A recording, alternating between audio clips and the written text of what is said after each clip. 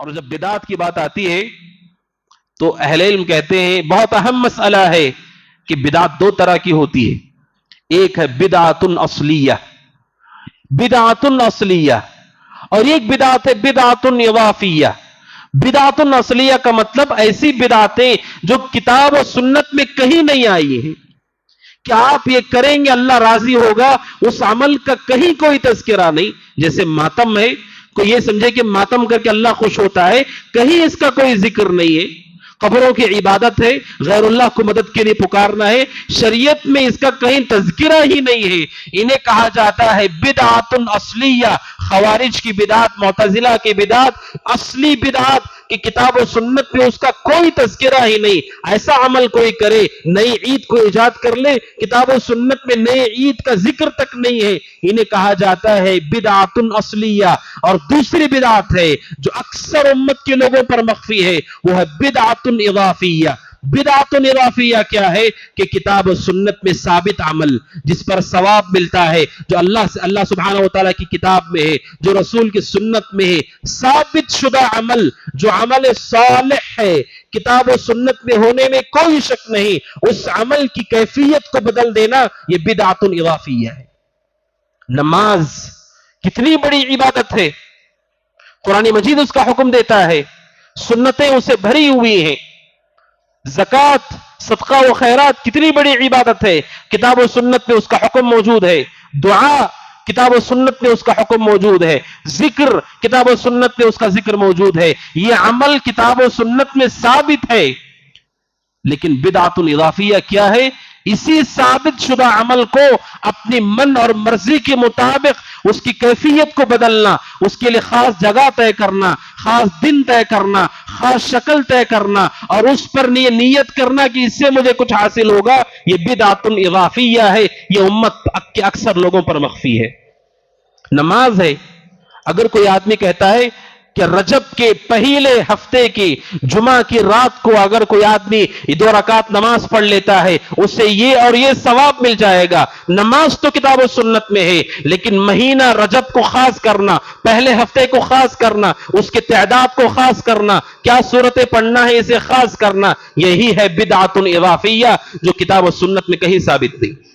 اور جب آپ کہیں گے یہ غلط ہے، وہ فوراً کہیں گے کہ ہم تو نماز پڑھتے ہیں۔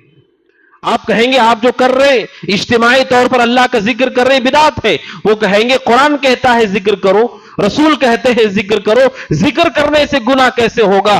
گناہ اس عبادت پر نہیں ہے، لیکن آپ نے اس عبادت کو اپنی اصل شکل میں باقی نہیں رکھا، اس کی کیفیت کو آپ نے بدل دیا، آپ نے اسے زمانے کے ساتھ خاص کیا، جگہ کے ساتھ خاص کیا، گنتی کو خاص کر دیا، صفت کو خاص کر دیا، اور پھر وہ سنت باقی نہیں رہا، اب وہ بدعت ہے۔ اب وہ بدعت ہے، اسے بدعت اضافیہ کہا جاتا ہے۔ اور امت کے اکثر بھولے بھالے لوگ اس گناہ کو جرم نہیں سمجھتے، کیونکہ انہیں لگتا ہے نماز تو ثابت ہے، تلاوت تو صحیح ہے، ذکر تو صحیح ہے، یہ کیسے گناہ ہو سکتا ہے؟ اس کی بہت ساری کتاب و سنت میں مثالیں موجود ہیں۔ سنن ترمذی کی روایت ہے، عبداللہ بن عمر کے شاگرد امام نافع کہتے ہیں کہ عبداللہ بن عمر کے پہلو میں ایک آدمی بیٹھا ہوا تھا، اس آدمی نے عبداللہ بن عمر کے سامنے چھینک ماری، چھینک کر کے کہا الحمدللہ والسلام علی رسول اللہ۔ الحمدللہ، یقیناً چھینکنے کے بعد الحمدللہ کہنا چاہیے، یہی سنت ہے، لیکن اس نے آگے کہا والسلام علی رسول اللہ، رسول پر اللہ کی سلامتی ہو۔ صحابی کے بازو بیٹھ کر اس نے یہ عمل کیا۔